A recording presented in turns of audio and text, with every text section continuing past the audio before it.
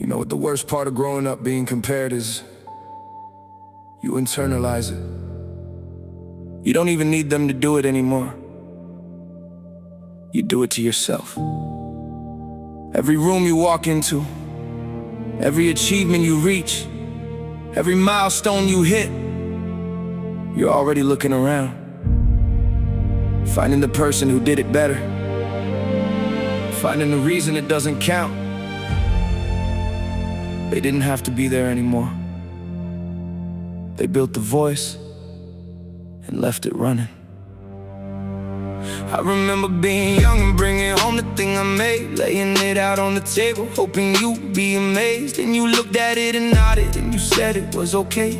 But then you mentioned someone else who did it a different way. I learned that day that what I brought would never be the thing that made you stop completely, made you feel something. So I went back to the drawing board and tried a little more, not because I wanted to, but just to even up the score. And every time I reached the bar, you quietly raised it up. Every time I filled the glass, you said it wasn't enough. I stopped doing things because I loved them more, because they felt right. I started doing everything to win a war I couldn't fight. You never said my name without attaching someone else's, always measuring the distance between me and better versions. I spent my whole life running toward the finish line. You moved every time I got close enough. You found something to improve, something to improve.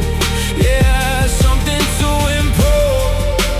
Finish line kept moving, something to improve. I used to memorize the things that made the others shine, trying to reverse engineer what made them more than mine. I study their achievements like a blueprint for my worth, like if I could just replicate the value I deserve. A version of your pride that wasn't conditional no more, a version of your love that didn't come with keeping score. But the blueprint never worked because the target wasn't fixed. It was wherever I was not, and that was always it. And every time I reached the bar, you quietly raised it up. Every time I filled the glass, you said it wasn't enough. I stopped doing things because I loved them more, because they felt right. I started doing everything to win a war I couldn't fight. You never said my name without attaching someone else's, always measuring the distance between me and better versions. I spent my whole life running toward the finish line. You moved every time I got close enough. You found something to improve, something to improve.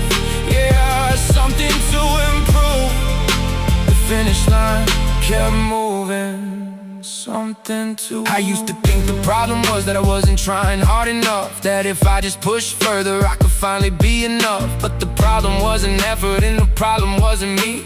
The problem was the finish line was never meant to be a place I could arrive at. It was always meant to move. It was never about getting there, it was about keeping me in pursuit, keeping me compliant, keeping me in reach, keeping me from asking questions nobody meant to teach. I was talking to someone about it recently, and they asked me, what do you want? Not what you think they want, not what would make them proud. What do you actually want? And I sat there for a long time, longer than I should have, because I genuinely didn't know. I had spent so long running toward their version of enough that I never stopped to build my own. I never even asked myself the question, what is enough? For me, just me. I'm still figuring that out, but at least now I'm asking the right person.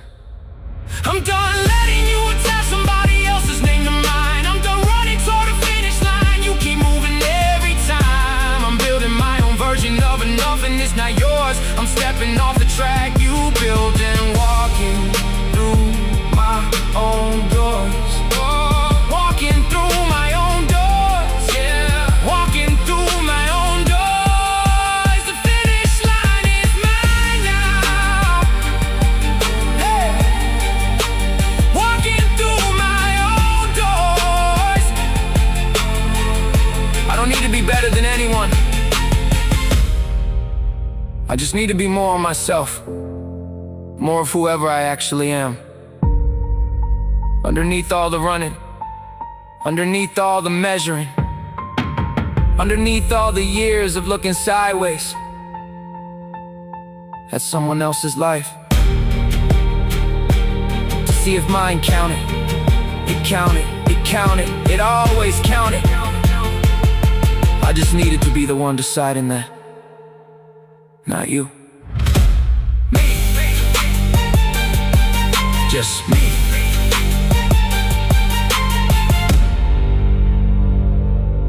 Just me.